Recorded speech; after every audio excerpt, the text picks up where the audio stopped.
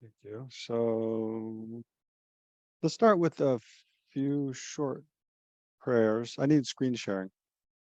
Start with a few short prayers and some meditation to generate a positive motivation. We'll meditate on the four immeasurable thoughts briefly. So I'll share my screen. Okay.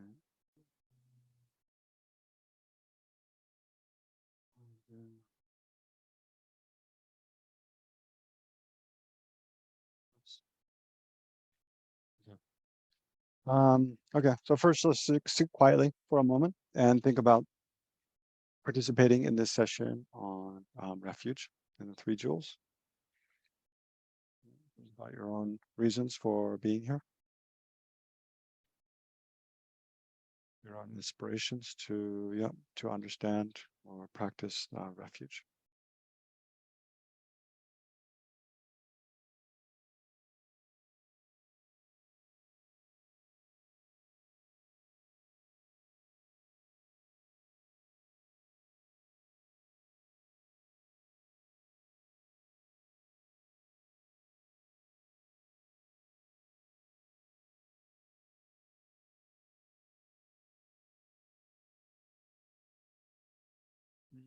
So if you like, then you can visualize yourself surrounded by all sentient beings, beginning with your mother and father.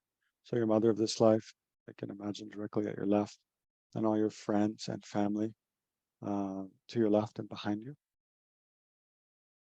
all your female friends and family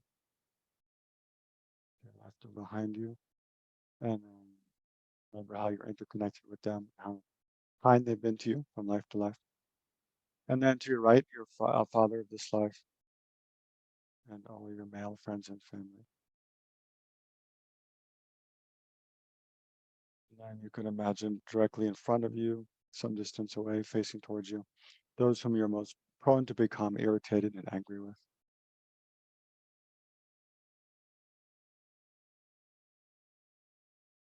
Remember how to live the same as oneself in wishing to be free from suffering and have every happiness.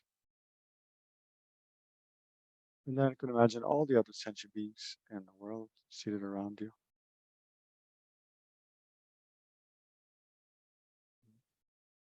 So as you yourself participate in the session, then think how it can be beneficial effects, um, and it's for the purpose of, as well, all of these other sentient beings seated around you. You can imagine them participating with you.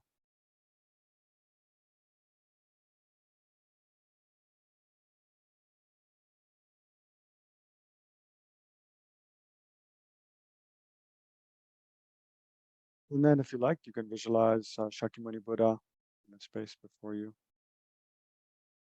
seated on a lotus, open lotus blossom and a throne.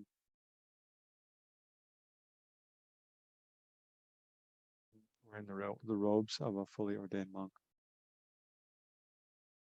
and very affectionately smiling at you.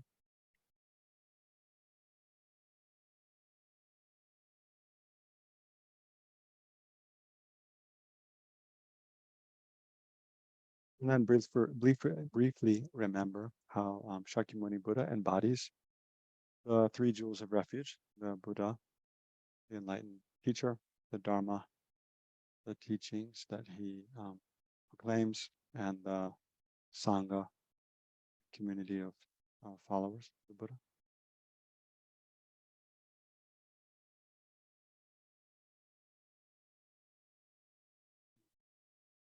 Okay, so then we can read this. There's this verse of praise that His Holiness Dalai Lama almost always recites at the beginning of teaching sessions. Praise to Shakyamuni Buddha. So that's the first verse here. Compelled by great compassion, you taught the sacred Dharma to dispel all wrong views. To the Buddha Gautama, I pay homage. So that's a praise by Nagarjuna, the Indian pundit, from his his treatise called Root Wisdom. And then we'll just recite the verses of the four immeasurable thoughts and meditate on those briefly to strengthen our compassion, our motivation of compassion and loving kindness. How wonderful it would be for all sentient beings to abide in equanimity, free from attachment to friends and anger towards enemies. May they abide in equanimity. I myself will cause them to abide in equanimity. Please grant me blessings to be able to do this. How wonderful it would be for all sentient beings to have happiness and the causes of happiness. May they have happiness and its causes. I myself will cause them to have these. These bless me. Please grant me blessings to be able to do this. How wonderful it would be for all sentient beings to be free from suffering and the causes of suffering. May they be free from suffering and its causes. I myself will cause them to be free from these. Please grant me blessings to be able to do this. How wonderful it would be for all sentient beings to be never separated from the happiness which is totally beyond suffering. May they never be separated from this. I myself will cause them to be never separated from this. Please grant me blessings to be able to do this. So just, try to generate the attitudes of immeasurable love, compassion, equanimity, and joy for a minute or so.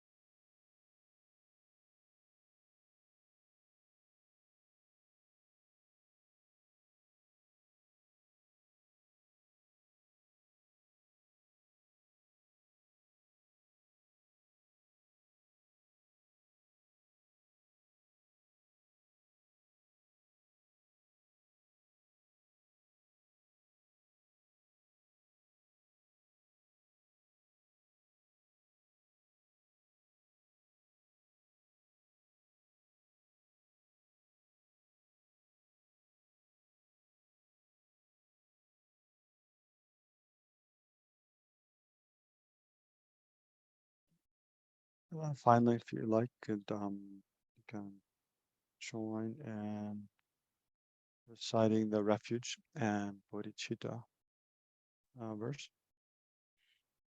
I take refuge until I am enlightened, Buddha, the Dharma, and the Supreme Assembly. By my two collections of listening to the Dharma, may I become a Buddha to benefit transmigratory beings. I take refuge until I am enlightened in the Buddha, the Dharma, and the Supreme Assembly. By my two collections from explaining the Dharma, may I become a Buddha to benefit transmigratory beings. I take refuge until I am enlightened in the Buddha, the Dharma, and the Supreme Assembly. By my two collections from explaining the Dharma, may I become a Buddha to benefit transmigratory beings.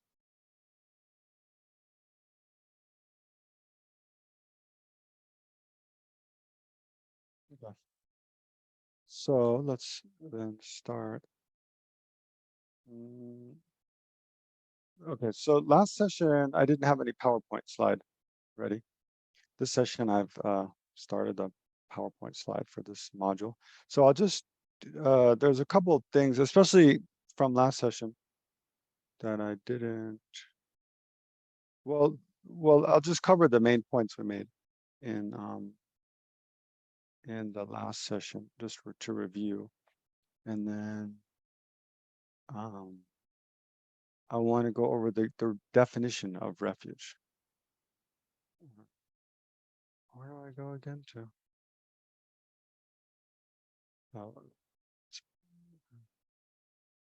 Slideshow. Here we go. It's been a while since I did this. Or you can go to the bottom. You can go to the bottom and click on the little thing that looks like a book. Oh, is it? Okay, okay. Great. Perfect. Thank you. Okay, so refuge and three jewels. It's actually the 8th module, I think, that we're doing, that we're doing. And then, so we'll do this module in 4 sessions. The introduction we did last time. Today we'll focus on the actual objects. What are the objects of refuge? And then the 3rd session, different ways of going for refuge, different ways to reflect on the different objects of the Buddha, Dharma, Sangha, 3 jewels. And then within refuge, like what are the different practices and commitments that you take? Will be in the 4th session. So today, the first section, so just to review what we did last week. the reasons for going for refuge, two causes on which refuge depends, and then how the three jewels protect us. So, yeah, so the first, actually, in the outline, the reasons for going for refuge. Remember, I just spoke about the analogy of like a storm coming in the distance and seeking some protection. But basically, the reasons for going for refuge is because, yeah, to make a firm commitment to a path that we feel strongly connected to, and want to devote kind of our ourselves to entrust ourselves in, and also, yeah, because we feel like we have problems and suffering, and we want guidance, and we feel like the Buddha, Dharma, Sangha are reliable kind of guides to um, kind of navigate this life and future lives, and lead us towards liberation and enlightenment. So then the two causes of refuge, which build on that. So again, the analogy of protection from harm.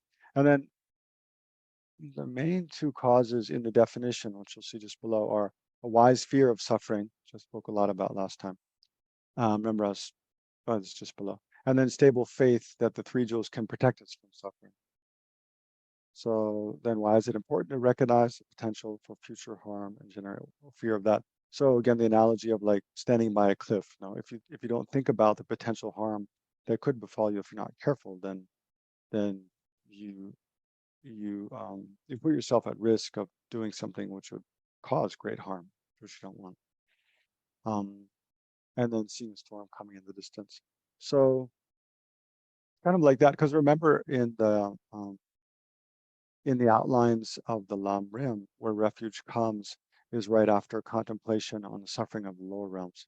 So it's thinking about all the worst possible suffering we could experience in samsara. And we can also just think about in terms of the human realm.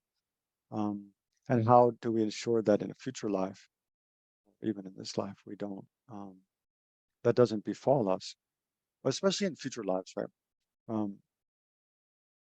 Yeah, because the main way the Buddha Dharma Sangha protects us is by teaching us what are the causes of suffering, negative karma, and what are the causes of happiness, our own positive actions.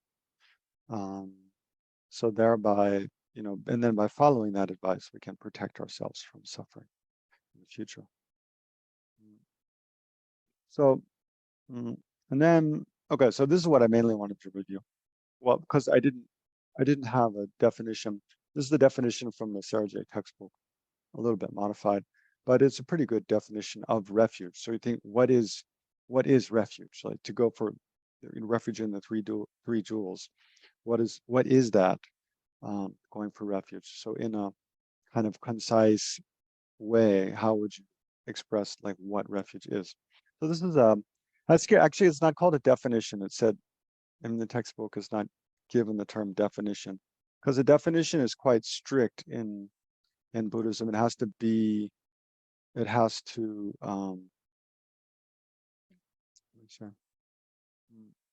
the definition has to include all cases of something that is that, and exclude, by the characteristics laid out. It has to include all things that are that and exclude everything that is not that thing being defined. So it's very difficult to define refuge, actually, right? Because there's many, many different kinds of refuge, ways of going for refuge in the Buddha Dharma Sangha. So this is like a description that gives the essence of most, instances of refuge, but maybe not every single one. Anyway, let's look at it again. Look at it. Independence upon the two causes of one, fear of suffering. So remember, primarily fear of suffering. Well, I'll come back to that. Fear of suffering on the one hand, and then faith in the three jewels on the other hand. So those two causes. So those are two causes of going for refuge, having fear of suffering and faith that the three jewels can protect us from that. Then from the depths of one's heart, recognizing that the three jewels protect from all suffering. Totally transforming one's mind in this attitude. So deeply transforming one's mind in this attitude of, I don't want to suffer, and I don't want I don't want to suffer in the lower realms. I don't want to continue endlessly suffering in samsara. And not only that, I don't want all other sentient beings whom I care about to continually suffer. So, and I want to do something to relieve them from suffering and prevent them from suffering in the future. And now, what can I do? Who knows how to do that? Who can show me how to do that? And then, so if you have faith in the three jewels, that they can show us how to free ourselves, free others, protect ourselves and others from suffering. So then we generate that kind of faith, that sort of recognition, trust in the three jewels from the depths of our heart. So totally transforming one's mind in this attitude. So deeply, generating that attitude in one's mind, such that one's mind is totally like immersed in that, turned towards that, or fully aware of that attitude. And then within that, making a promise to therefore commit oneself to them, means to the three jewels. So I think this is a pretty good description of like what actual refuge is. Again, independence upon the two causes of the fear of suffering. So remember, there's in relation to the three different scopes of the Lam Rim, the small scope, the middle scope, and the great scope. There are three different kinds of fear. So in the small scope, one's primarily concerned about one's own potential suffering in future lives. That's the smallest kind of way of thinking about things. And the middle scope, one's more concerned about not only suffering in the low realms, but suffering of all of, as long as I continually, all of samsara. So as long as I continually take rebirth through the force of afflictive emotions and karma, and then die again, take rebirth again and again and again without end, then that's a sort of miserable condition to be in. So again, for oneself. But then when we take our attitude or concern, our sphere of concern beyond ourselves and think about others we care about, our mother, our father, our partner, our children, our friends, our extended family, and then all other sentient beings, in the human realm, animal realm, or like us. So we generate this universal concern for all sentient beings who are the same as us and wanting to be free from suffering, wanting to have happiness. And then, have a sense of concern, a sense of fear for their welfare and total. That's the most powerful kind of basis for going for refuge. And then we seek, again, like I said before, then having faith in the three, seek protection, and then see that the three jewels, the Buddha, Dharma, Sangha, have the power to protect, or the ability to protect ourselves, to protect all sentient beings. So then from the depths of one's heart, recognizing that the three jewels protect from all suffering, then totally transforming one's mind in this attitude and making a promise to therefore commit oneself to the three jewels. So that's a very useful definition to have, especially if you're Buddhist, if you practice refuge. Because so often, you'll see in the fourth session, one of the refuge commitments is to go for refuge 3 times a day and 3 times at night. It's not a, yeah. So for most Buddhists, that's what they do. But to do that, we recite the words of refuge. But it's very easy to get in the habit of reciting the words without really generating the attitude, the mind. The more important thing is to generate the mind of refuge. But it's very helpful to do that by knowing the definition of what refuge is. So that's a useful definition. And then just other things, just a few last things we talked about last time were, how the three jewels protects us. So again, not like a creator God that they are all powerful, can determine what happens, but primarily by teaching accurately the causes of happiness and suffering, by teaching karma, the law of cause and effect. And then it's up to us to practice accordingly. So then there's these two common quotations given. One is that oneself is one's own enemy and one's own protector. So it's really up to one's own actions, what one experiences, whether it's happiness or suffering. And then the Buddhas do not wash away sins. So how does the Buddha, Dharma, protect us? The Buddhas do not wash away sins with water, nor do they remove suffering of beings with their hands. Neither do they transfer their realizations into the minds of others, but rather they liberate beings by teaching the truth of suchness. So this connects then suffering back, refuge, back to the last module that I participated with you, module 6 on emptiness. So how is, the whole wisdom of emptiness related to refuge? It's actually only by realizing emptiness that we can ultimately be protected from suffering, right?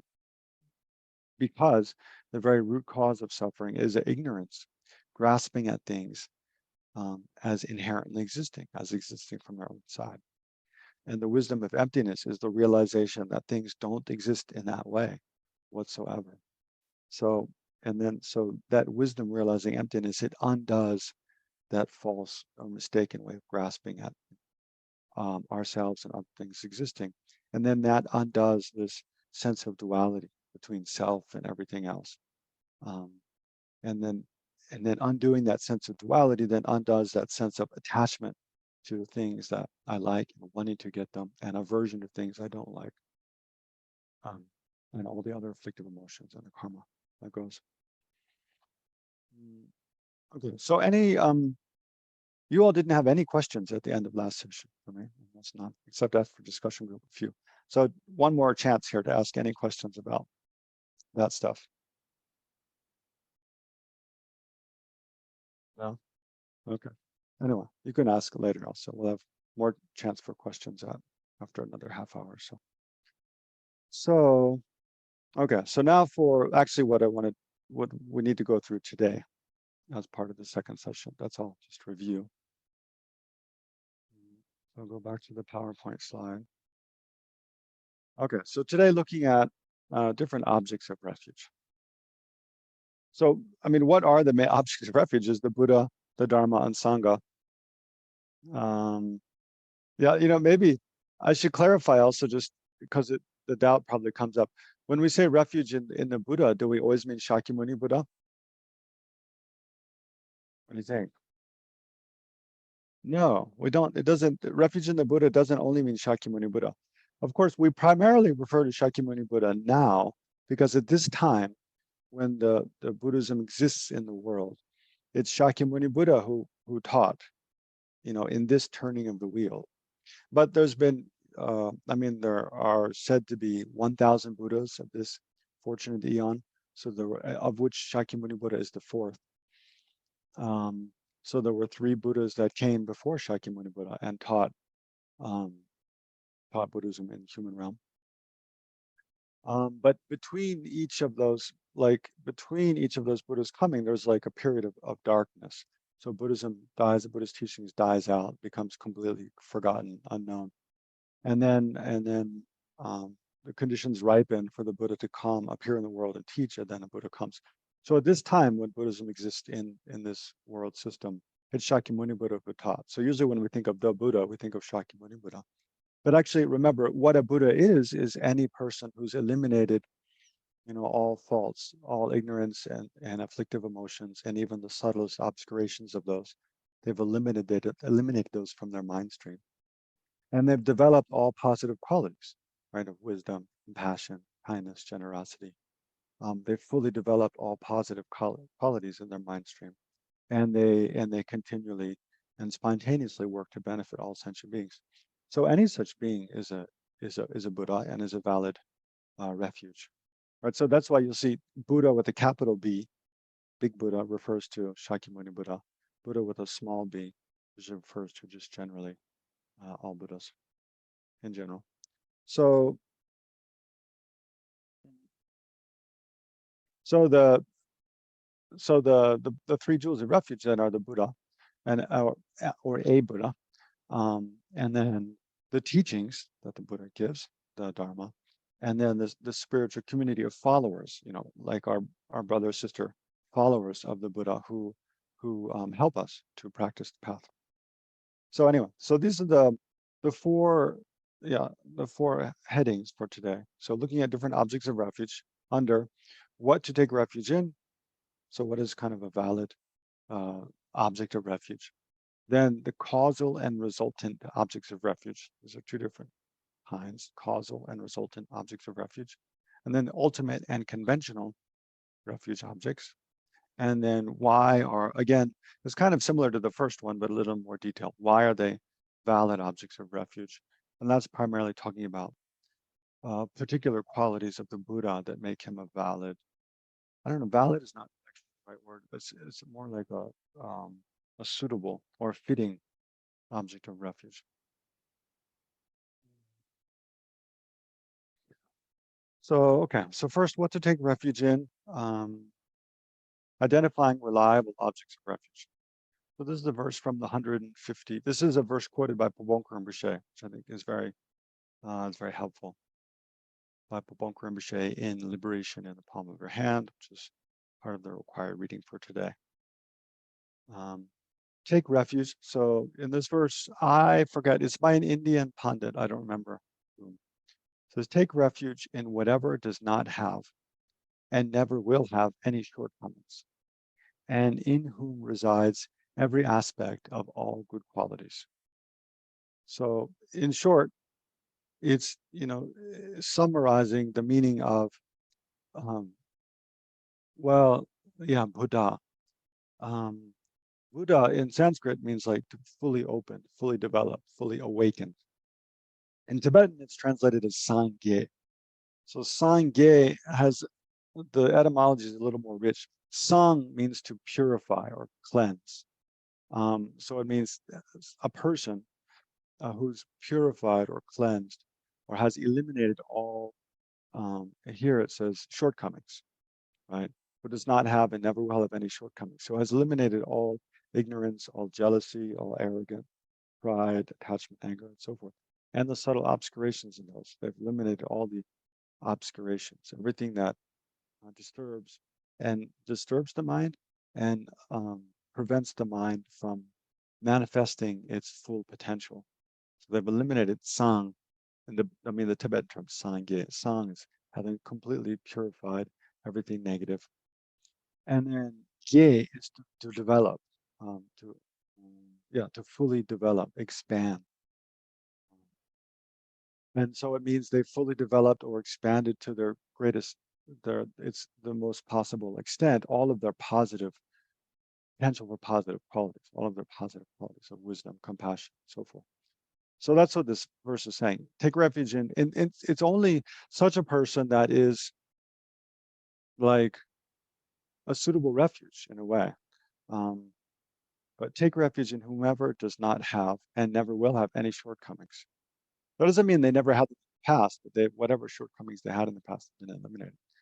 And in whom resides every aspect of all good qualities. If one with such a mind exists, take refuge in him or her. It's not necessarily masculine. Praise that person and venerate them. It is right to abide by their teachings. Right. So if there is such a person who's eliminated all faults and perfected all positive qualities, then if we also want to achieve that, then of course we should pay attention to that person. We should give our attention to them and then ask, request for teachings, follow the teachings of such a person in order to become like that, because they know how to become like that, because they themselves have become like that, right? So then take refuge in the person, devote yourself to them, praise them, venerate them, and then abide by their teachings. But the main point here is identifying a reliable object of refuge is a refuge which has abandoned all faults, eliminated all faults, and perfected all positive qualities. So then a reason for that is because you will become like what you turn to for guidance and refuge.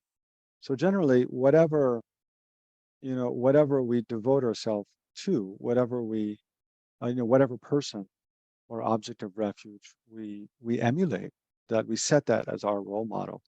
For example, we determine that we want to be like that, and so we turn to that person for guidance, and we commit ourselves to following their advice, their guidance.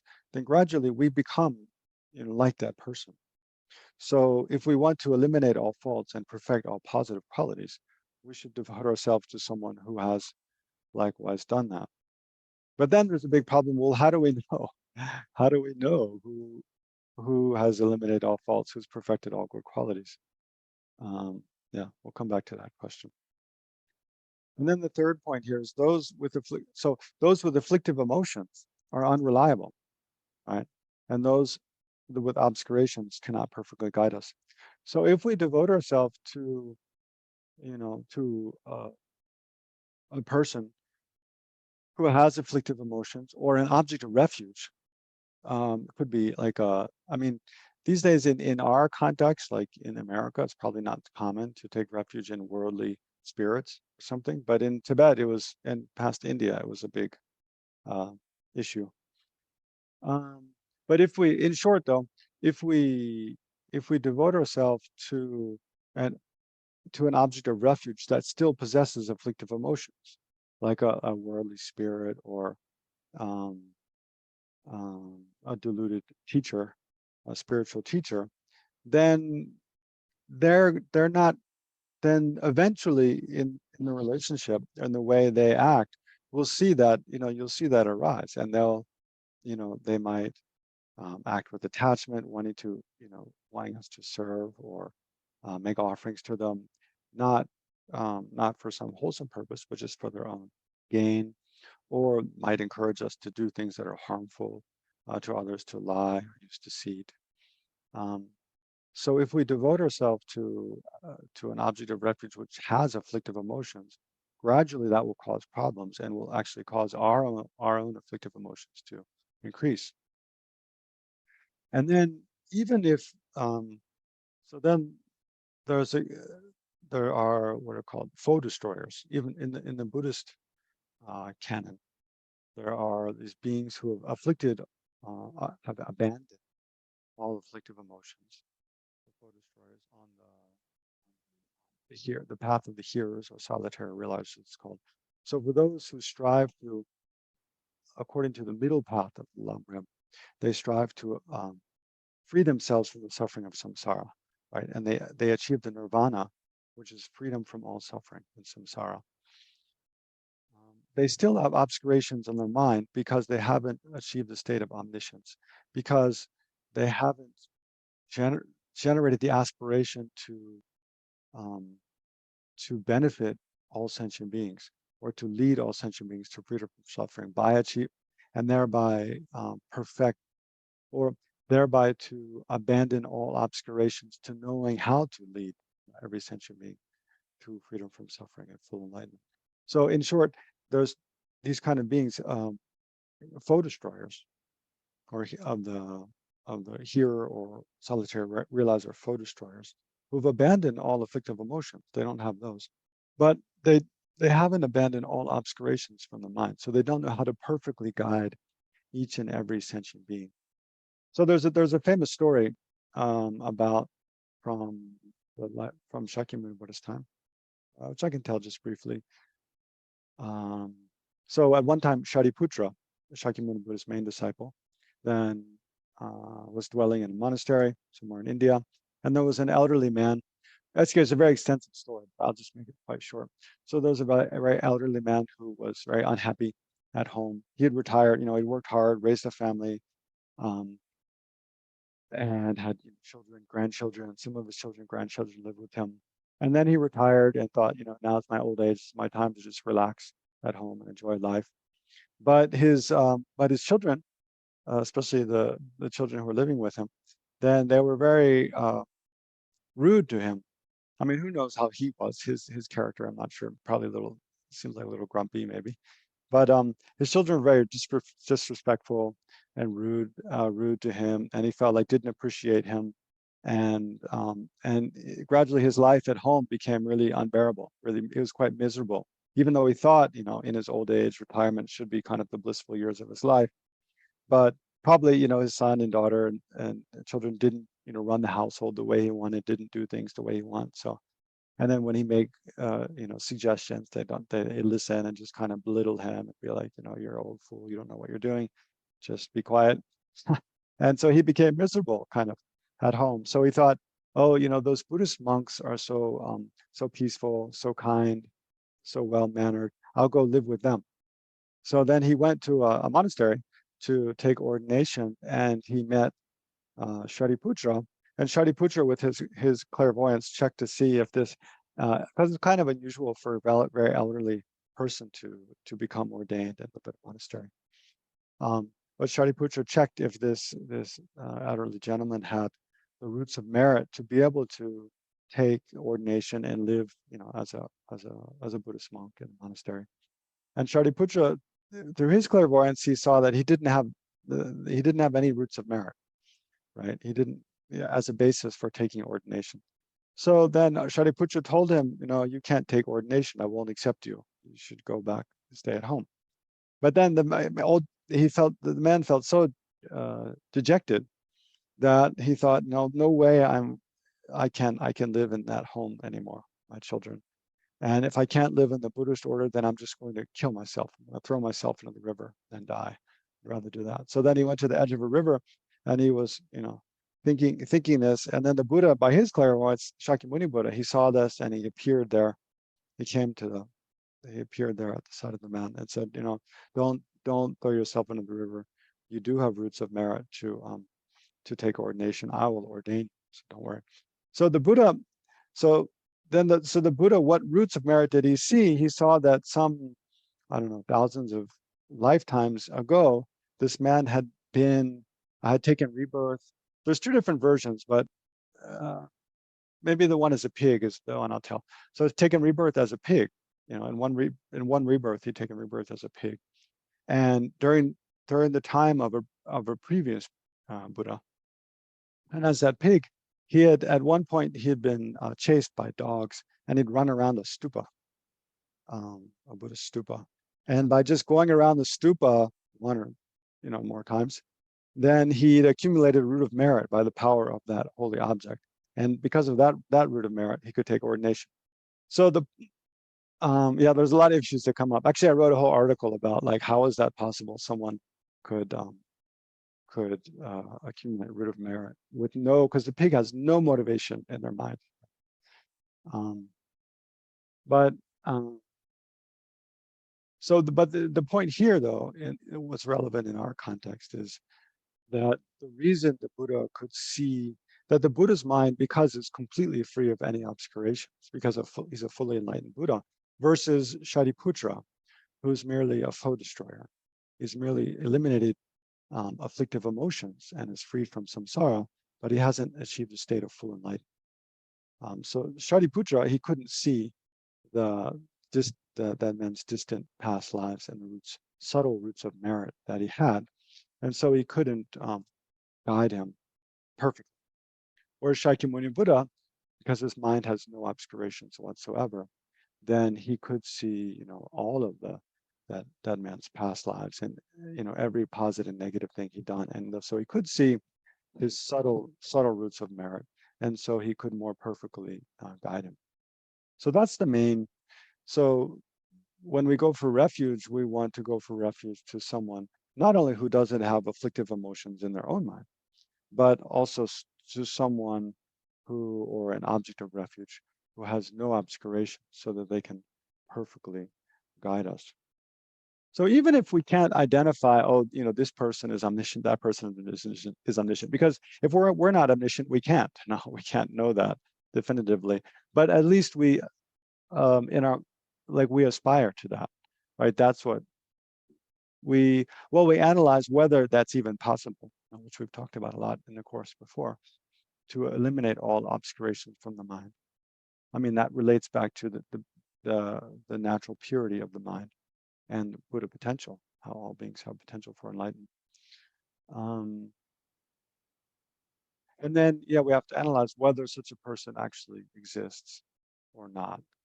And then they do, then we can turn to them for refuge. All right, let's go to the next. And because all of these different topics are quite interrelated.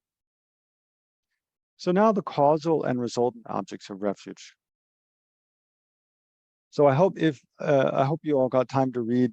The required reading for today was some pages from Liberation in the Palm of Your Hand, and the article by Lama Yeshe, the second article in the packet of required readings for this module. It's a really, really nice article. It's a very good example of Lama Yeshe's kind of uncommon way of presenting things. And why I say that is because especially it relates to this, causal and resultant objects of refuge. usually in a more traditional way, when we talk about refuge, we're usually talking about the causal objects of refuge. It means the Buddha, Dharma, Sangha that existed before us, and then we, and they're external to us. And then we relate to them, and then independence of one relating to them, they cause us to, to be able to practice a path and achieve liberation, enlightenment. Whereas Lama Yeshe, because I think one of his maybe uh, greatest insights um, to to how to teach Buddhism in the modern world and to people with from the West with modern education is that he saw that one of the biggest problems Westerners have is low self-esteem, this very low opinion of ourselves. That, and I think, yeah, that I can't do something. I'm inherently like flawed. There's nothing, perfect or perfectly good or reliable within me to have any happiness. I need it from outside. I need to look outside myself to get any happiness, whether looking outside ourselves to material objects or looking outside ourselves to another person who can give us happiness, or looking outside ourselves to like a God or a savior who can give us happiness. And so in many of his teachings, you see this emphasized again and again of Lama Yeshe's teachings, that the most important thing for us is to recognize we have the potential for perfection, for perfect happiness and well-being within ourselves. We don't need to rely on anything. I mean, not that we don't need to rely on anything outside, but ultimately nothing outside of ourselves can save us. Only we can create, perfect well-being and happiness for ourselves. So Lama Yeshe in that second article in the required reading for today. Here I have it here actually. I'll share it with you.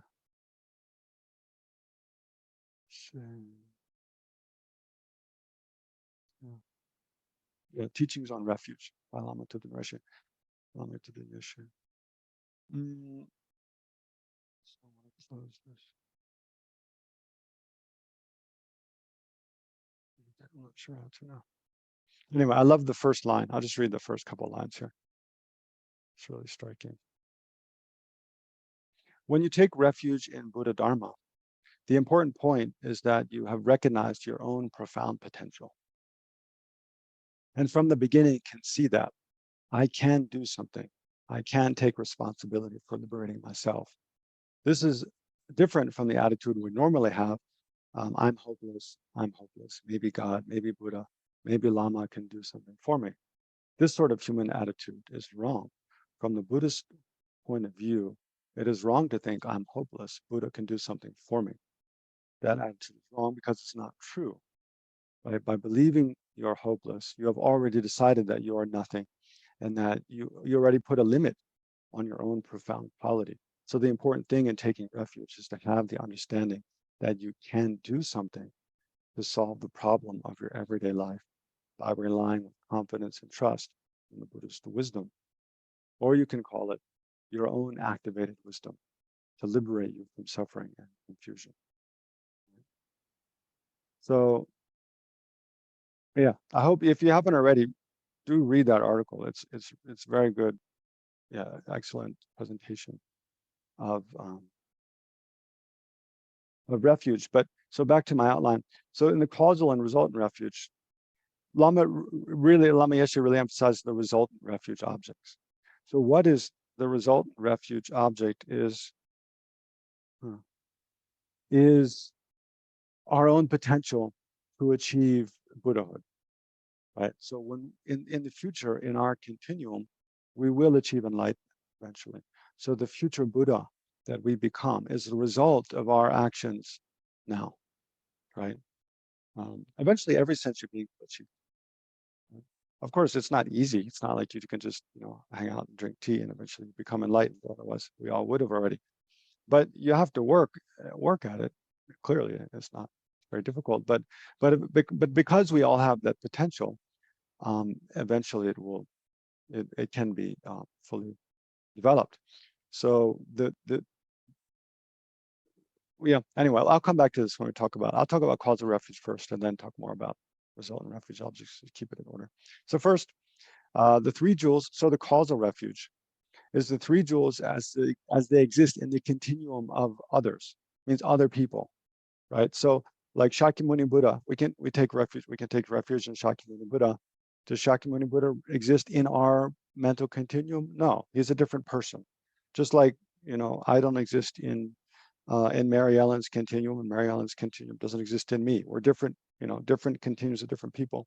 Like that, Shakyamuni Buddha has a different continuum from us. And also, he was in light long ago, before us.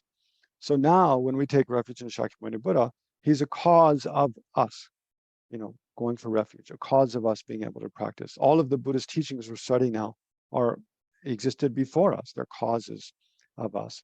And so thereby, when we take refuge in the Shakyamuni Buddha, is a Buddha which is a cause of us, causal refuge. And then the Dharma that the Buddha taught also was taught 2,500 years ago. So when we take refuge in the Dharma the Buddha taught, and also the Dharma has two forms. There's the scriptural Dharma, which is like the teachings and which were given, spoken, and then written down in texts. That's one kind of Dharma. But then there's the actual Dharma is the realizations that develop, the realizations of the truth of cessation of suffering and the truth of the path. If you remember from the Four Noble Truths, there's the last two are the truth of cessation and the truth of the path. So the actual realization of those in a person's continuum is the actual or the ultimate Dharma. So the Buddha, Shakyamuni Buddha, has those in his mind stream, and also many, many Buddhist saints, all down to our own teachers of like His Holiness the Dalai Lama. They have the Dharma refuge in their mind stream. I mean, they have the ultimate Dharma. When we go for refuge to that, it's a causal refuge.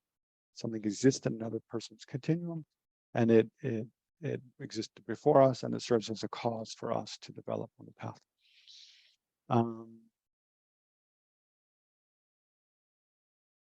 And then the Sangha also. So the Sangha which existed before us and is a cause for us. So then there's an analogy just mention quickly, that the Buddha is like a doctor who understands or diagnoses the kind of sickness that we have. So the Buddha diagnoses the kind of suffering that we are beset by, and then prescribes a medicine, which is the Dharma. And then the Sangha are like the nurses, the nurse practitioners who assist us in following, taking the medicine or following the doctor's advice. So in this case, following the Buddhist path. So then the second kind of refuge, the resultant object refuge. So this is, it's different in two ways. It's a potential, it's the potential we possess to become the three jewels, and it exists on our own continuum. Actually, the A under the next one is a little more accurate. The potential we possess now. So now we possess the potential to become a fully enlightened Buddha, and we possess the potential to generate the realizations of the Dharma, of the Buddhist teachings, which primarily means the cessation of suffering of samsara, the truth of cessation, and we have the potential to realize, especially direct or non-conceptual, direct perception of emptiness. Right, the Buddha's main teaching on the view of dependent arising and emptiness, that all phenomena are empty of existing from their own side. So once we generate a direct perception of that, at that time we generate the truth of the path. Right, we enter the path of seeing, and we generate an uncontrived, non-conceptual, and extremely powerful, deep realization of the deepest thing the Buddha taught, right, which actually serves to directly undermine the very root of all of our disturbing emotions. So we have the potential to generate that realization of the path, and thereby the realization of cessation. So we can take refuge in that potential, our potential for enlightenment, our potential to generate realization of the Dharma. And when we generate a realization, deep understanding of the Dharma, at that time we become the actual Sangha, right? A person who is actually able to assist others to unmistakenly practice the path that the Buddha taught and traverse the path the Buddha taught. So we possess so we can take, and the resultant refuge is both the potential we possess now to actualize the Buddha Dharma Sangha and the resultant Buddha and Dharma and Sangha that we will achieve in the future, right? So we also take refuge in that Buddha Dharma Sangha that we'll achieve in the future. How do we know we can achieve that? Because we possess the potential to achieve that now. And eventually the causes and conditions to fully ripen that potential will come together. So this is, I mean, you can see this is a radically positive view of ourselves, right? That, you know, rather than being this inherently kind of flawed, incapable kind of thing, actually we possess this immaculate, incredible potential. And not only us, every sentient being possesses. So the resultant refuge is really, because there's a fault that Lama Yeshe alludes to, and yeah, one can easily see that. I mean, there's a potential error, or kind of what do you say, a kind of unhealthy way of relating to refuge. If we see, you know, if we see the Buddha Dharma Sangha as like this kind of perfect things, you know, we really have faith, we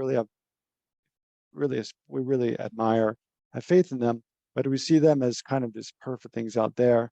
And although we aspire to that, and sometimes we feel like, yeah, but I can never be like that. Like, they're so perfect, incredible, and I'm so much like less. I mean, on one hand, it's true, but on the one hand, if we think, you know, if it becomes like self-defeating, like I can never be like that, um, or like like Lama Yeshe was saying, I'm totally hopeless. It's only by the power of this other, you know, force that I can become anything. That's really wrong attitude. No. So, and there's a danger that our refuge can become like that, right? So we have to be.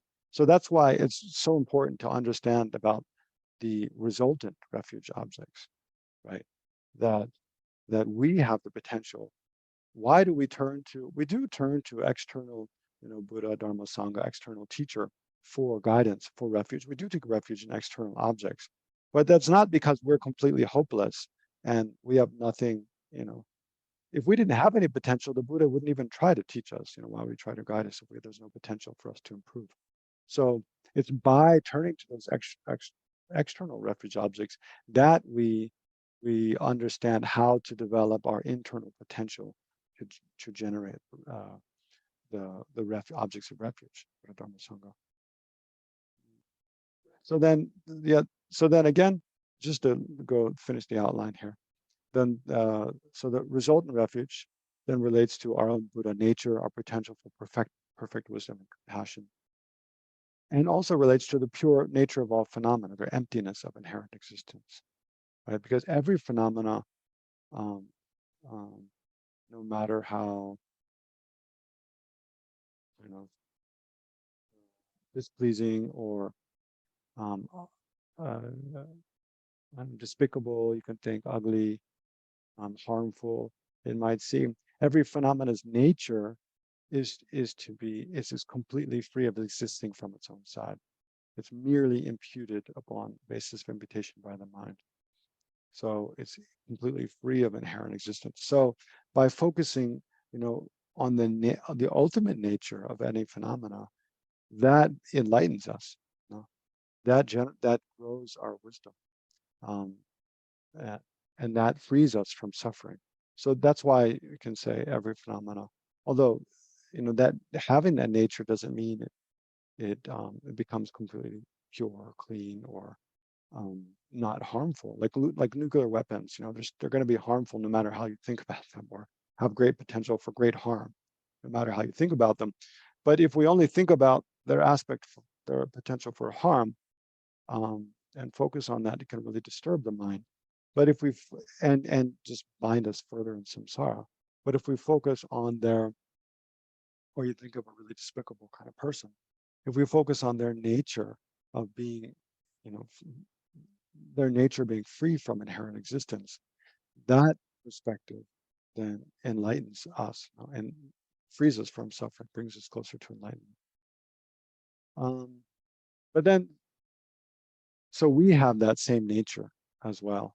And I mean, another object of refuge is our own emptiness, inherent existence, our own ultimate nature, because that's what makes it possible for us to potentially become enlightened in the future, right? Is that the pure nature of our mind, of our being. And then overcoming, so this meditating on the resultant refuge overcomes this low and demeaning view of self and also others, and then also clarifies what we aspire to and how to aspire to it.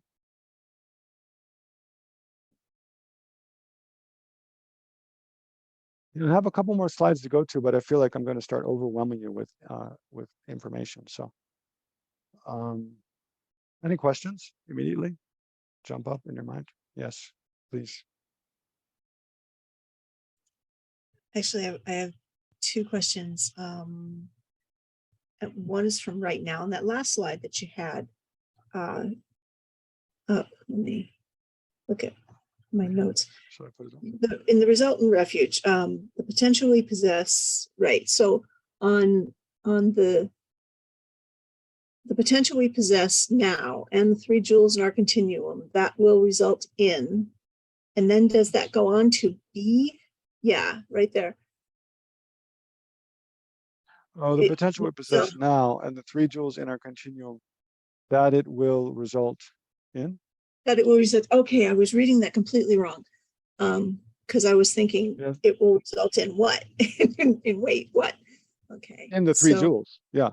So we possess the potential for the Buddha, Dharma, Sangha in our mind now, and eventually that will result in, becoming a Buddha, and then having the Dharma, the realization of the Dharma, and also teaching the Dharma to others, and thereby being part of the Sangha.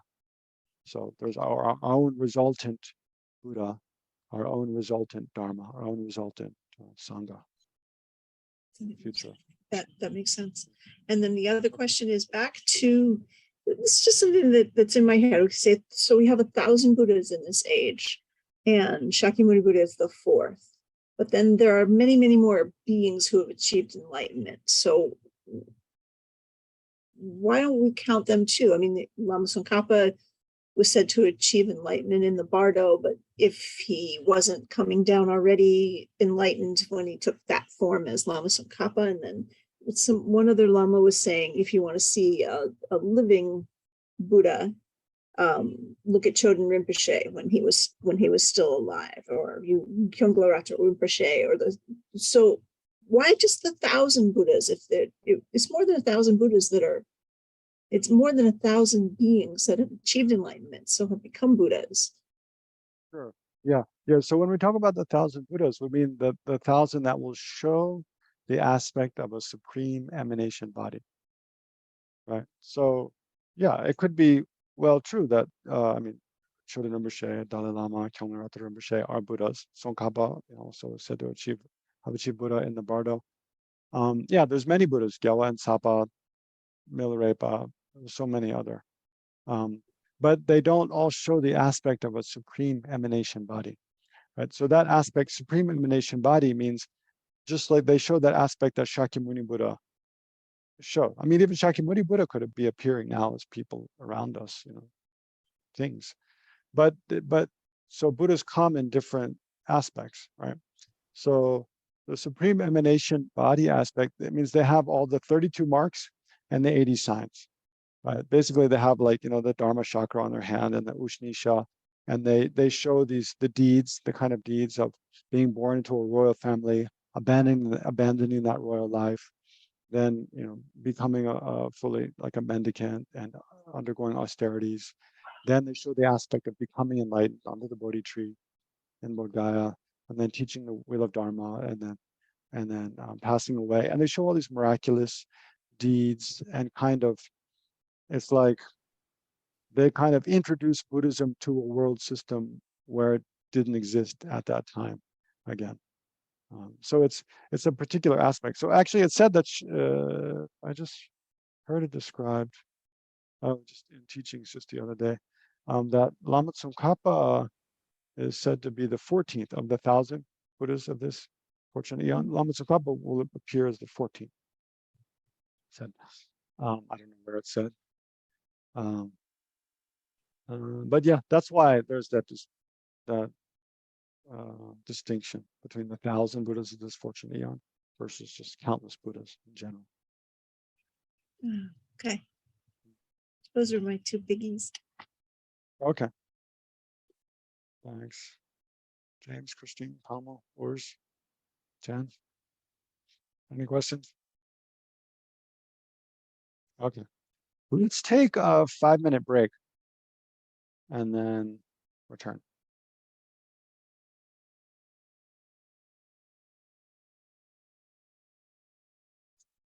Venerable, you don't happen to remember where it was written that Lama Tsongkhapa achieved enlightenment in the Bardo? Yeah. Oh, I can check. It might, yeah. The first place I would look is one of his biographies. Okay.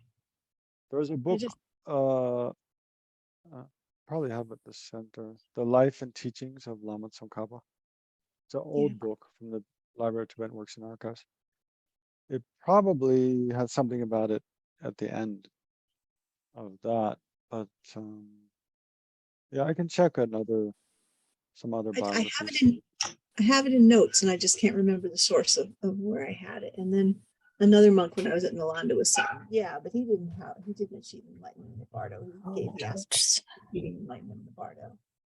He was the other monk, some monk at Nalanda said he didn't. They said that he only showed the aspect of achieving enlightenment in the Bardo because he was showing the aspect of being a perfect pure monk, and he couldn't practice the completion stage of highest yoga tantra. And then so he said, so he was enlightened before he was Lama Tsongkhapa. Yeah, some would say that. Yeah, there are kind of statements like that in sutras too. I mean, okay. So yeah, ordinarily we would do meditation and discussion group, but I want to try to get through the rest of the outlines for today's session, and then next session we can be a little more relaxed. So I think, yeah, we'll be able to do some meditation still. But we just have, yeah, a little bit more. So this is the next, okay, so again, let's see, there are just generally what is a valid or what is a reliable object of refuge is one that is free of all faults and perfected all positive qualities. So, I mean, that most easily relates to the Buddha, but we can also,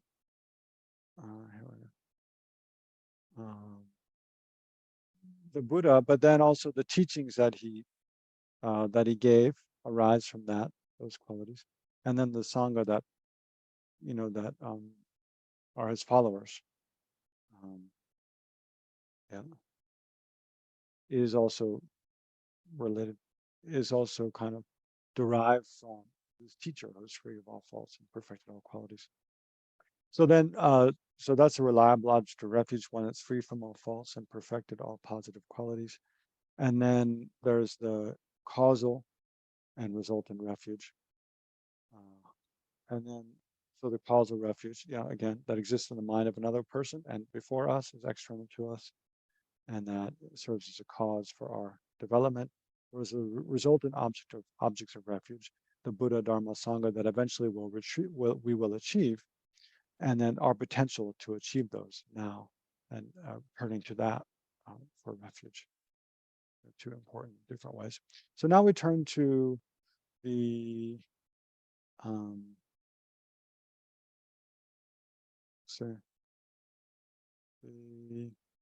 I'm being distracted. Oh, there it goes. Okay. the way the tiles with each of your images on it, they were showing up in a funny way on my screen. I was getting distracted by like, I had to change it back. I got it back now. Okay, so now ultimate and conventional refuge objects. Yeah, this is, anyway, there's, yeah, so when with regard to each, the Buddha, the Dharma, Sangha, there's like, more ultimate, the actual kind of, the more actual sort of thing. And then like Buddha, and then the conventional Buddha, um, and Sangha. It's not a clear distinction between, because here, usually when we talk about ultimate truth, conventional truth, we're talking about, the ultimate nature of phenomena, emptiness, and then the conventional nature, the way they ordinarily appear and so forth. So this is a little bit related to that, but not in a 100% clear way. Let's just look at each. So the ultimate and conventional Buddha, the ultimate Buddha are the two truth bodies. So there's four bodies of a Buddha. So here it says big Buddha, talking about Shakyamuni Buddha, but this is the same for every Buddha. So the two truth bodies of a Buddha are there. One is the nature truth body. Yeah, there's the nature truth body and the wisdom truth body. So the nature truth body is just a Buddha, the person, their ultimate nature, being empty of inherent existence, right? So they're being empty of inherent existence, and especially their mind being empty of inherent existence is the nature truth body. And then their wisdom, then there's the wisdom truth body, their wisdom which realizes the ultimate nature of all phenomena. Because it's so that wisdom realizing the nature of all phenomena is like an ultimate wisdom, and it's realizing the ultimate truth. So those two aspects of a Buddha, their nature of being empty, their ultimate nature of being empty of inherent existence, and their omniscient mind, which realizes, the nature of all phenomena being empty of inherent existence. Those are the two truth bodies of a Buddha, because they relate more directly to the ultimate truth. And those are the ultimate Buddha, because it's ultimately that which, eliminates suffering, right? It's that mind. It's like, and then all the qualities of the Buddha's enlightened mind are part of their wisdom truth body, their mind. And then the two form bodies of a Buddha are these the physical ways in which the Buddha appears in order to benefit sentient beings, right? So a Buddha appears in what's called the enjoyment body. Sambhogakaya is the way he appears to, like, in pure realms, like a heavenly realm, to bodhisattvas, and teaches the Dharma. So when we see like paintings, Tanka images of like Aryatara or Manjushri or Avalokiteshvara, Chenrezig, the Buddha of compassion, those are all enjoyment body aspects, where they're kind of floating in space and have, light radiating from their bodies and halos around them, and all these jewel ornaments, and appear in like a youth.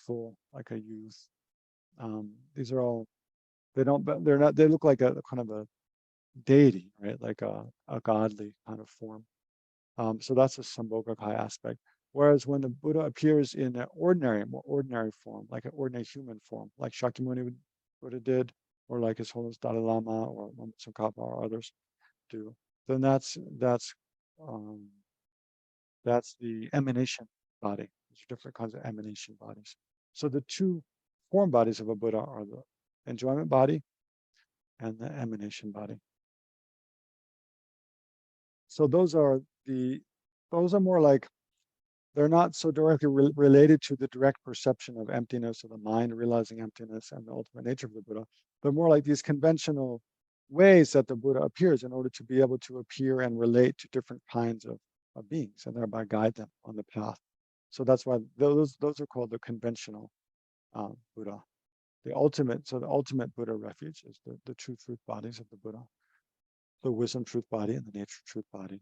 And then the two form bodies are the conventional Buddha refuge, are the two form bodies, the enjoyment body and the emanation body. And then the ultimate and conventional Dharma.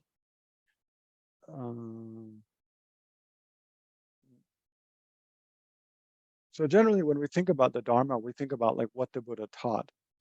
But actually, so that's a conventional refuge, like all the scriptures that the Buddha taught, all the sutras and the tantras recorded in text, and then the later commentaries on those. Those are all part of the conventional Dharma refuge. Whereas the actual Dharma refuge are the actual realizations of the Buddhist teachings that exist in beings' mind streams, especially the mind streams of Aryas, those who directly realized, non-conceptually, directly perceived the ultimate nature of phenomena. So like here it says, ultimate and conventional. So ultimate first, the realizations of the truth of the path and the truth of cessation. Right. So within the Four Noble Truths, the realizations of the truth of the path means especially direct realization of emptiness, and then the truth of cessation, the realization that now, I've abandoned this level of obscurations, and in such a way that they will never return again, and the kind of peace and sense of freedom that comes from having achieved that truth of cessation. So those realizations are the actual Dharma. And then the conventional Dharma are the scriptures of the three baskets. So here the three baskets is just a way of summarizing all of the Buddhist scriptures into three categories, which are correlate with the three higher trainings. Right? Remember the three higher trainings from the Lamrim: the higher training in morality, the higher training in concentration, and the higher training in wisdom. Right? So the scriptures of the Buddha's teachings that are related to the higher training and morality are part of what's called the Vinaya basket. Right? The Vinaya basket. And then the scriptures related to the higher training and concentration are part of the Sutra basket. And then the teachings related to the higher training are part of the Abhidharma basket. So the three baskets of the Buddhist teachings are the Vinaya.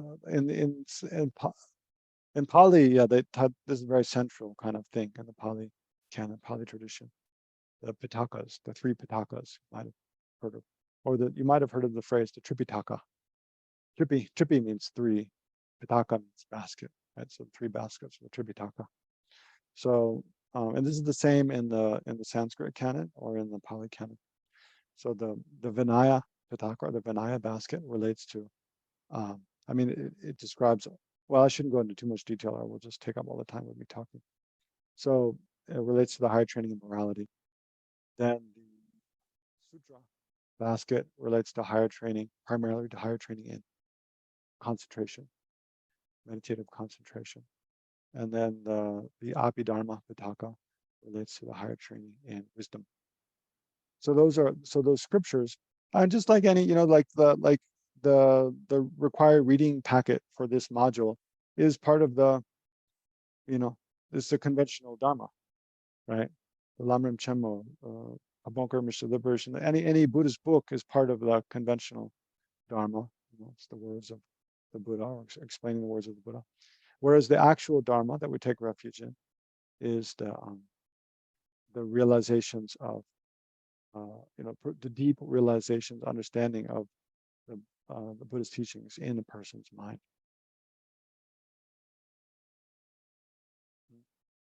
And then the third, the ultimate and conventional Sangha.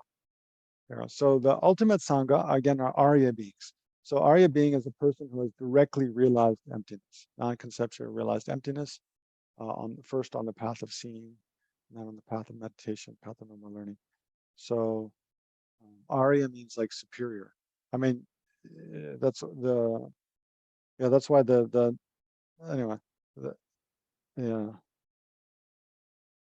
superior being, because they've realized the ultimate truth directly. So those persons who have attained the truth, and then they've attained the truth of the path and the truth of cessation. And then the conventional Sangha or ordained or laypersons holding vows of individual liberation.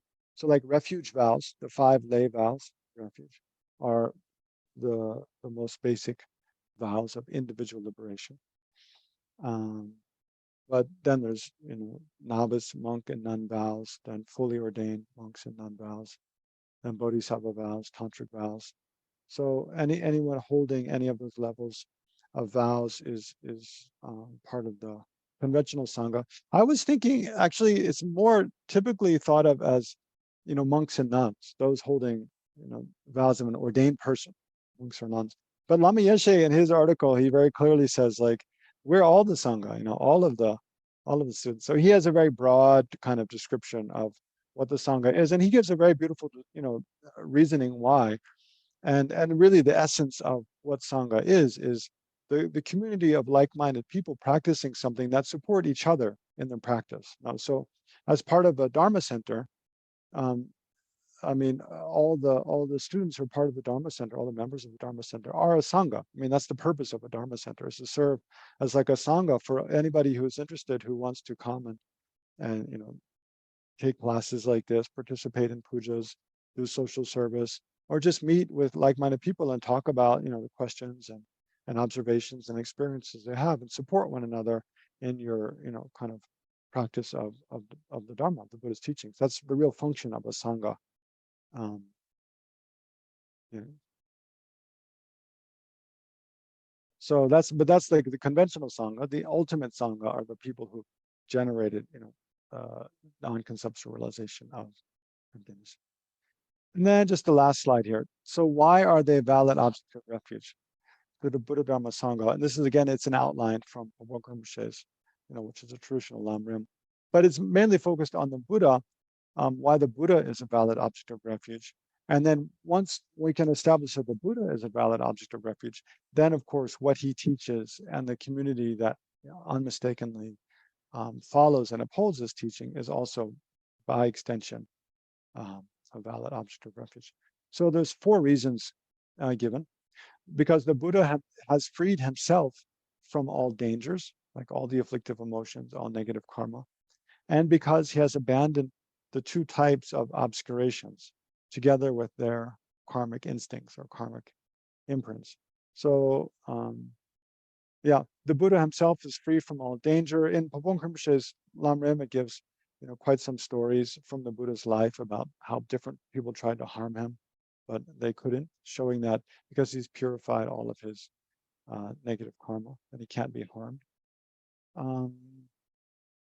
But it's more important that he's abandoned the 2 types of obscurations, right, which I already spoke about quite in detail at the beginning. And then the second is that, so in short, because he's free from all faults and has perfected every positive quality, then the second here, he's skilled in the means to free others from danger. So the Buddha is, because not only he himself has generated these qualities, but he's a very skillful teacher. He knows exactly how to, how to explain things to different people in different contexts and different situations in order to cause their minds to become more, illuminated, enlightened, and in order to deepen their understanding, in order to cause them, to see how to overcome different questions and obstacles, challenges that they face. Right, so he's a skillful teacher. So again, it really helps a lot. It's in the suggested readings for this module to read stories from Buddha's life, from Shakyamuni Buddha's life. There's so many, it's really impressive. Or even watch, there's a great, I don't know if it's on YouTube anymore. There's this great series in India that was on YouTube called just the Buddha, I think. And then there's the book recommended. There are different biographies of the Buddha, but a nice one is, what is it, Old Path, White Clouds by Thich Nhat Hanh. Although that has a very Pali Canon kind of perspective of the Buddha. It's just like a very ordinary person that did these amazing things. Or just read sutras, different sutras where they shows Buddha in different situations and the way he teaches. But it was really skillful, the way the Buddha gently guides people, often teaching by asking questions. It's really yeah, you see what incredibly skillful teacher that he was. And then the third here, he has impartial compassion for all. So the Buddha's impartial, not holding some close and others distant. So it's not that the Buddha, tries to benefit some because they help him, because some people are kind to him, they act in a way he likes, and thereby he helps them. And then other people, they act in a way he doesn't like because they mistreat him or um, deceive him or attack him that he doesn't like, and he won't help them. Rather, he's completely impartial. He tries to universally benefit all, irregardless of, of whether they appear as pleasing or displeasing to him, or whether they help him or whether they harm him. He has a intention to universally benefit all. Even there's a famous story where King Ajata Satru, together with Devadatta, the Devadatta was like the Buddha's cousin, who was incredibly jealous of him, and but it was quite charismatic himself, and he tried to kill the Buddha and take over the Buddhist, become the leader of the Buddhist Sangha during the Buddha's lifetime. So even at one point, he convinced the king to send a soldier with a sword just to kill the Buddha while he was meditating on Vulture's Peak. But the Buddha, I mean, the person came before this soldier came before the Buddha, and then was so kind of moved by how peaceful the Buddha was just sitting there, just sitting so peacefully. And then he thought, how can I kill such a person just sitting there? And then he put down his sword and prostrated. And then the Buddha, taught him. So even someone comes to kill the Buddha, he'll, teach that person as well. His universal compassion. And even Devadatta, I mean, the Buddha tried until Devadatta eventually died during the Buddha's lifetime. But the Buddha tried continuously again and again to cause Devadatta, his cousin, to see the error in his ways and to kind of follow a moral path, give up this kind of jealousy and conniving. And then the fourth quality, so the Buddha has impartial compassion for all, and then the Buddha works for the sake of all others, whether they have helped him. Why? How is that different? That's what I was just describing. He has impartial compassion for all. So that means, I think, in his mind, he has universal compassion for all. And then the way he really relates to others, the way he teaches others, is that he'll teach all whether they've helped him or not. They're quite similar. Okay, so that's the outlines for today. That's what we needed to get through today. So if there are any questions now, or any comments as well, we can have a few minutes of discussion. And then, we can do some meditation before we stop.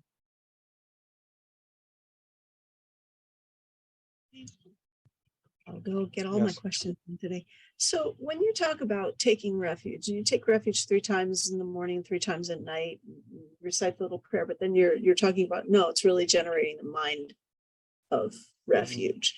For people who maybe don't understand what it is to generate a mind of, can that be something as simple as when you wake up thinking, I'm in the same human body today, so this is my precious human rebirth, and I'm not going to waste it. Is that a mind of refuge? No, not really, no. Just so if you wake up today and think, oh, I'm in this precious human body, I'm not going to waste it, I'm doing the best I can with it. It's not quite refuge. I mean, refuge really has to observe, I mean, have as an object of observation. It has to focus on some object of refuge, the Buddha, Dharma, Sangha, right? Whether it's the causal object of refuge or one's own potential to achieve those, right? So if you add to, okay, I have this precious human body, and why is it so precious? Because I have the potential to achieve full enlightenment. I have the potential to, generate actual realization of Dharma. I have the potential to, serve other sentient beings by being, an actual member of the Sangha. Thereby, I'm going to use it. Then it becomes refuge. Yeah. So but then also, I don't know, go ahead. Is it a mind of refuge when somebody brings the Dharma into their daily life by doing things is stopping to think about something and changing their course because of something that they've learned. Is that a mind of refuge? Well, I mean, when we ask the question, we always have to go back to the definition and sit. So it's excellent what you're doing. Come up with different examples of something that, yeah, it seems like it might be refuge, but you're not sure. But then go back to the definition and compare, see what, so that's why, I've typed out the definition actually to do that. So, okay, so you're saying, let me just check. You're saying in the middle of the day, someone thinks that they think of something they might want to do, which seems immoral, like, misreport. Is that what you're saying? Like misreport their hours or something, and then think, no, I shouldn't do that. No, what are you saying? More like if you're driving in your car and somebody cuts you off and you're immediately feeling that, and then you think, well, but that's negative. I'm going to just create this perpetuating, and I want to achieve enlightenment for the benefit of all beings. I'm not going to get angry. I'm not going to go there. I'm going to do something, implement that. Is that a mind of refuge? Well, okay, so let's look at our definition. And dependence upon the two causes of fear of suffering. So they could have fear of suffering is there, right, in your description. No, I don't want to continue this kind of habitual habit, a pattern of creating negative karma. So that there's some fear there of suffering. And then faith in the three jewels. If that could be there, it might be, it might not be. You didn't expressly kind of say, and I don't think, but it could be there. And then from the depths of one heart, taking refuge in the three jewels, recognizing that the three jewels protect from all suffering, totally transforming his mind in that attitude and making a promise, therefore, to commit himself to them. See, I don't think it's really complete. No, it's kind of related, similar, but it's not really like refuge. I mean, in the monastery, when we study refuge, it's in like the 5th year of the program. It's kind of as for most of the monks, it's quite an eye opener because most of the monks are from traditional Buddhist families, right? So they've been going for refuge since they were kids. But then even someone like me, I took refuge as an adult, but have been, practicing for some years before I actually study like refuge in a formal way. But for most of us, like when we actually study refuge in a formal way, especially come across this definition, you realize like, oh, what I thought was refuge all along is maybe not refuge at all. Actually, to go for refuge is not easy. And this is something Popo Rinpoche talks about, because it's a very specific mind, and it requires these two things. It requires a lot of background understanding, this understanding of the potential, suffering in samsara and why that arises, and then an understanding of how, especially difficult, is how the Buddha, Dharma, Sangha have the ability to protect us from suffering. I think we can say like 90% of Buddhists in the world don't have that. I mean, it's not common to really have that kind of full of an understanding of how the Buddha, Dharma, Sangha protect us from suffering. Mainly, it's by teaching karma, the law of karma. But having an understanding of the law of karma, that just protects us from suffering in future lives. It doesn't protect us from suffering of samsara. To be protected from suffering of all of samsara, we have to have understanding of emptiness. No. And then even that doesn't protect, I mean, that protects us, but doesn't protect all sentient beings. To lead all sentient beings from suffering, we need bodhicitta, right? This aspiration to achieve full enlightenment. So, yeah. Yeah, but so then, like, what does it mean to take refuge, 3 times a day, 3 times a night? Usually it's described as like, recite the refuge formula and contemplate as best you can. But yeah, you really want to try to generate that mindset as best you can. And personally, I can't say, yeah, I definitely do that like 3 times a day, 3 times a night. But, I do recite the formula and try to think about refuge in the morning and night. But to have that kind of deep, your mind is totally transformed the way it describes in the definition, it's not something you can just call up instantly, like whenever you want necessarily.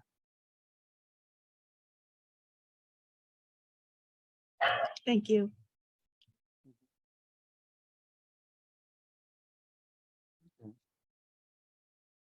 Any other comments or questions?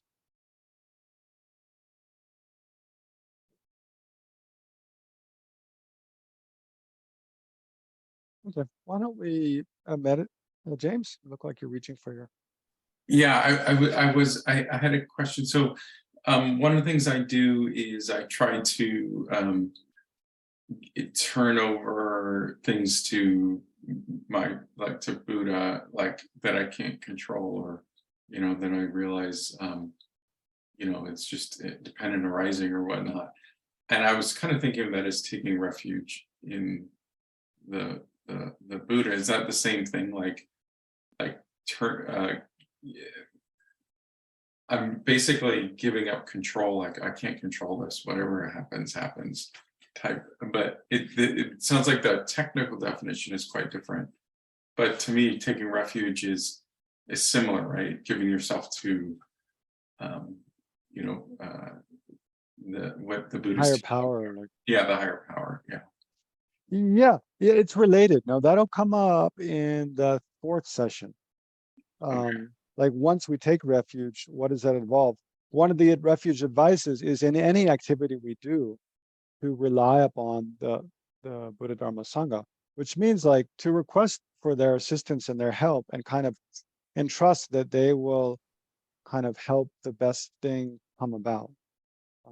So we do kind of turn ourselves over to them, which doesn't mean we don't try and we don't do anything from our side. We do the best we can, but we realize that like because dependent arising is so complex, we can't possibly understand it all. So often it's like we're walking in the blind, kind of just trying to guess what's the best thing to do in different situations.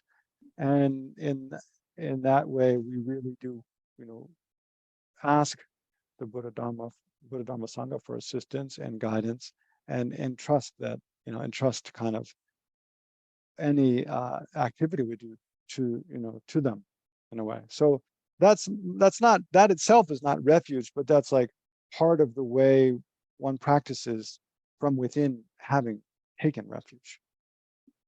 Yeah. Also, I wanted to mention, because you had, I last session I had said something in response to something you'd said after you signed off. So because you were saying, I think last session you'd mentioned that you have the sense of a higher power, and you kind of feel like, oh, maybe that is Buddha, is what I'm thinking about. I also just had a very similar experience before I took refuge formally. I had this very I don't know, quite clear perception that there or belief, I guess, that there is like some kind of I don't know, force of pure goodness, like all pervading kind of force of pure good, like a higher power that I really related to in a very personal way and made prayers to and requests to. And when I met my first teacher and took refuge, I really felt like it was connecting with that. I mean, that the first teacher I met was really an embodiment of that, which I'd very much been praying to meet. I mean, that's kind of one reason I went to Asia, was to seek a teacher who would be like a more kind of tangible, I don't know, ordinary, like a form of that higher kind of power that I could relate to and communicate with more easily and so forth. So when I met my first teacher and then went for refuge, I did feel very much like, oh yeah, this is what I was kind of relating to in a very abstract and kind of unclear way before. Mhm. So yeah, it's That probably very much resonates. That's very similar to my construct. Yeah. Really?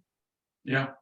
And it's interesting because I developed it as I was learning Buddhism, and then now I'm like mapping it. So it came about before I got into Buddhism, but it's the same. So anyway, that's why it fits really nicely. Yeah. Yeah, but that kind of sense, I mean, I think it's important here. I mean, just generally that whole issues around that, because it is very much related to refuge and our sense of like Mhm. what we deeply in our minds, apart from all the descriptions and all the words and what we really turn to for refuge. I mean, it's a very personal thing. It's a very personal sense of what I ultimately believe in and have trust in and turn my mind towards. Um, and I think it, I mean, in the best moments, there's a complete kind of connection and harmony between that instinctive sense of what we really trust in and feel is important, most important, and connect to, and and the way that's expressed in a more kind of sort of this kind of philosophical or traditional descriptions that we're looking at here. Like sometimes they're very much in harmony, but I think for many people there's I mean, oftentimes there's tension. I think throughout one's life as a Buddhist, sometimes there's tension between like, or a kind of disharmony between what some people's idea of what it means to go for refuge, or what the Buddha is, or what the Dharma is, what the Sangha is, and what going for refuge in those entails as a Buddhist, you know, what demands, what responsibilities and demands, or kind of rules you should follow, you know, if you go for refuge as a Buddhist, and one's own instinctive sense of what one's doing. There's a little bit of, you'll see, I mean, I think in any religious tradition, it's kind of the same. There's always this tension between like the mystics and the traditional like hierarchy, right? And that's reflected in one's own person, you know, one's sort of mystical sense of what is the ultimate, you know, my ultimate refuge, and the more conventional kind of practically, what does that mean about how I'm supposed to live as a person, what I'm supposed to do. And so part of our growth as a spiritual practitioner is kind of answering that, like navigating that, like how do we bring these into kind of alignment in each moment, you know, of our lives in a way that is comfortable for us. Okay, maybe enough talking now. So I thought it'd be good if we meditate a bit on this causal versus resultant refuge. So get comfortable wherever you're sitting. Take a few deep breaths and adjust your posture. And just relax your mind. Turn your attention to your breath or your mind for a few moments. Let things settle down.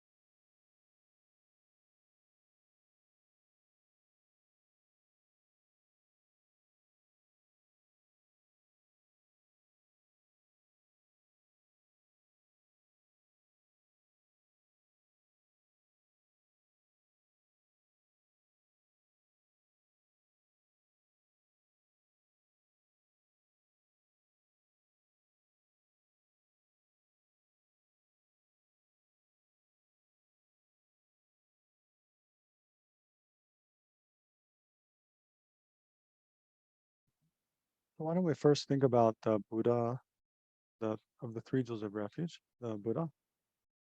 So first think about the causal Buddha refuge. So we can think about Shakyamuni Buddha and other Buddhas, why they're a reliable object of refuge, how they purified all faults and perfected all positive qualities and abilities.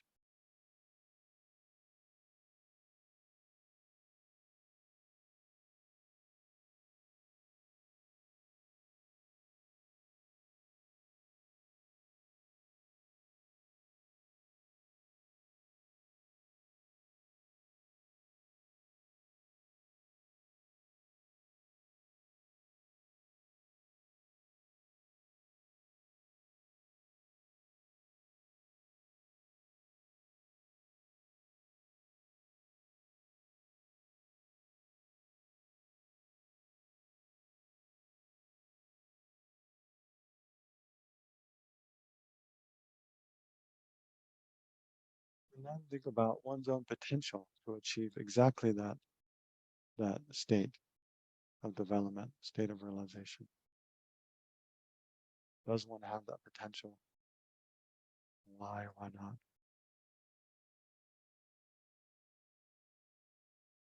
And one achieve that same state in the future? And what would it mean to go for refuge? So that one's own potential for enlightenment, one's own future enlightened person, self. I'm trying to get a sense of that. Going for refuge to the resultant Buddha jewel in one's own mind stream, in one's own continuum.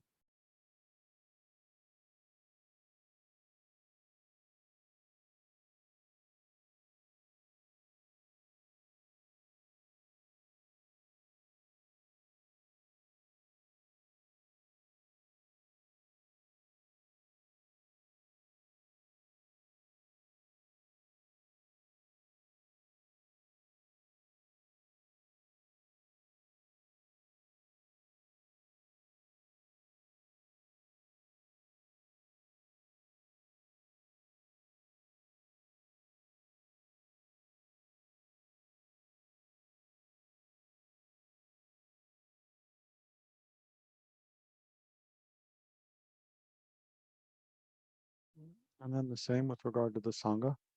So first think of the causal Sangha. The Dharma, the Dharma jewel. First think of the causal Dharma jewel that exists in the continuums of others external to us. So the teachings that the Buddha gave during his lifetime, realization of those teachings in his mind and the mind of successive generations of students and followers of the Buddha. The commentaries composed. So both the scriptural teachings and the realizations in the minds of others which serve as causes for our development, and we can take refuge in them.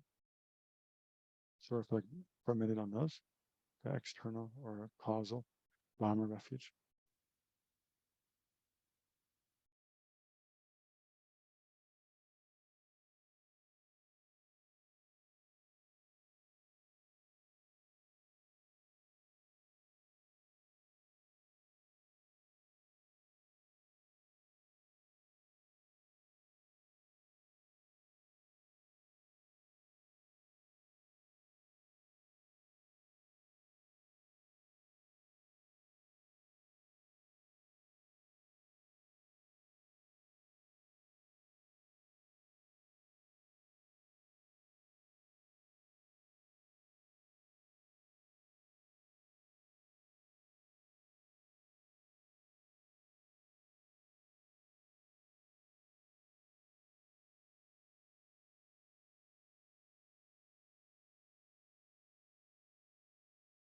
And then reflect for a moment on the internal, the Dharma in one's own mind stream.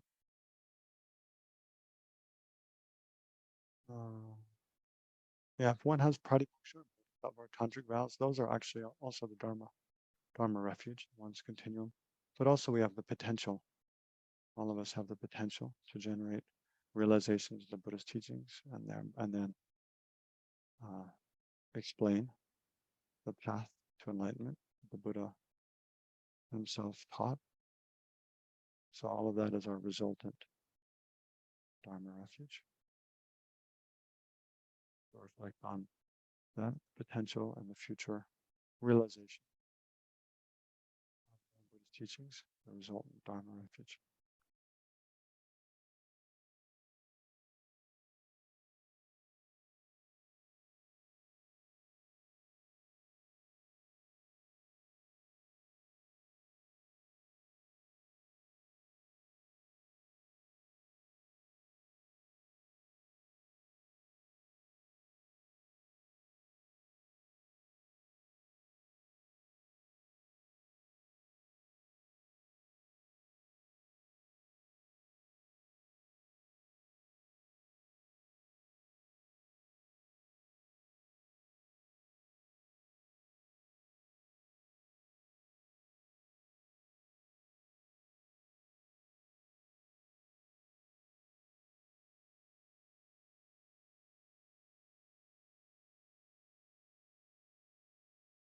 And then finally, with regard to the Sangha jewel, reflect briefly on the causal Sangha jewel.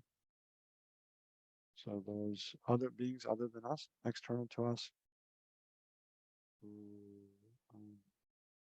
yeah, are part of the Buddhist Sangha, either by the ordained Sangha, having pratimoksha, vows of an ordained person, or the lay Sangha, our brothers and sisters, our fellow practitioners path, or the ultimate Sangha, those having realizations of the path of seeing and upwards, direct perception of emptiness and the Four Noble Truths, and how they help to protect us from suffering.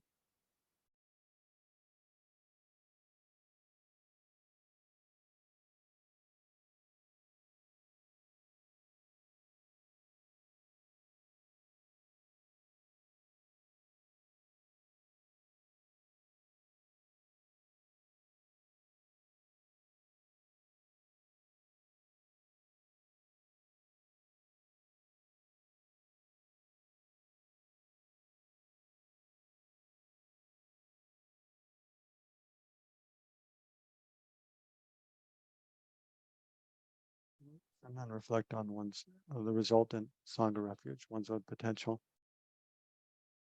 to become the conventional, the ultimate Sangha, and one's own future resultant Sangha, when one actually generates deep realization of the Four Noble Truths and emptiness, and other aspects of the Buddhist path.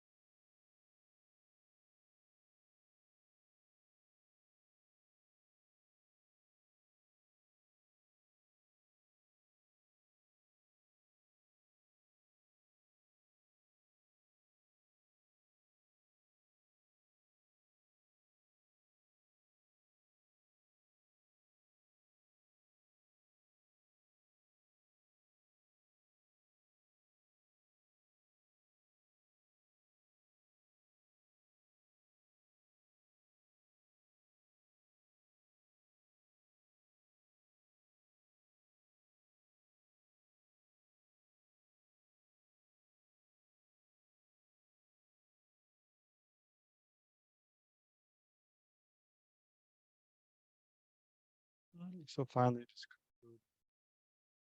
conclude with one's, by having just reviewing one's meditation, getting a clear sense of what is especially one's resultant resultant refuge,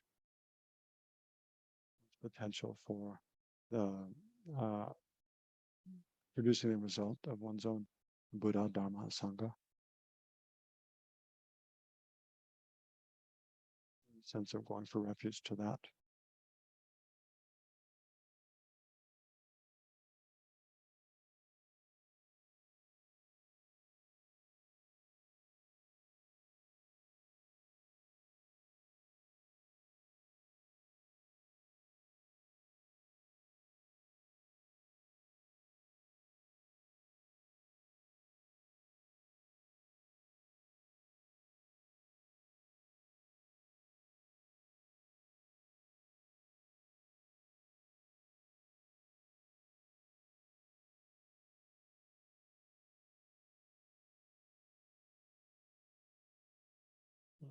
Okay, we'll conclude the meditation there then, and then conclude the session with the dedication.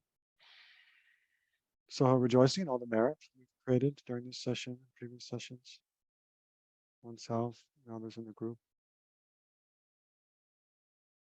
Then rejoice in the merit created by all sentient beings, doing good works to benefit others in countless different ways.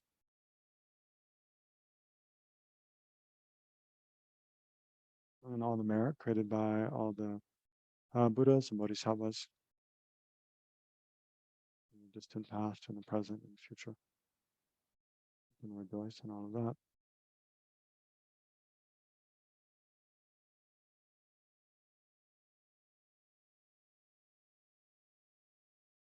So all this merit we gather together and then dedicate, in short, that every sentient being be free from every form of suffering,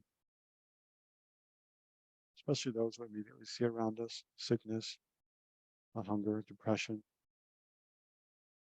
violence and war, especially the war in Ukraine, in Syria, and violence in other places, conflict, and then famine. The Horn of Africa and other places, poverty. So many people with such, so much obvious suffering in lives. And we pray for all of them to be relieved from that. The conditions to relieve them from all those forms of suffering quickly come together. And also, natural disasters, global climate destruction, pollution, so forth. Not to mention all the beings in the hell realms, hungry ghost realms, animal realms. And those afflicted by the suffering of change, suffering of pervasive compounding suffering. And then may all beings have happiness, well-being and happiness up to full enlightenment. And may all of our own actions only contribute to this and not cause the slightest harm. May the Buddha Dharma and other unmistaken spiritual teachings flourish in the world. May all the gurus have long and stable lives. And then bring to mind any other prayers you'd like to make.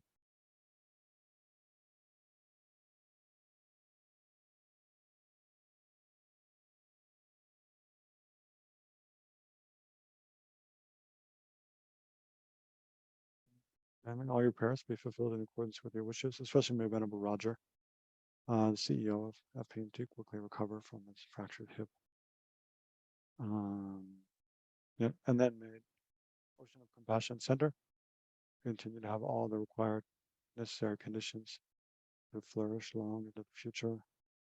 May all those who see, hear, think about, come to, or connected with Ocean of Compassion Center in any way whatsoever, immediately be free from every form of suffering and develop all the realizations of the path to enlightenment in their mind streams just by that.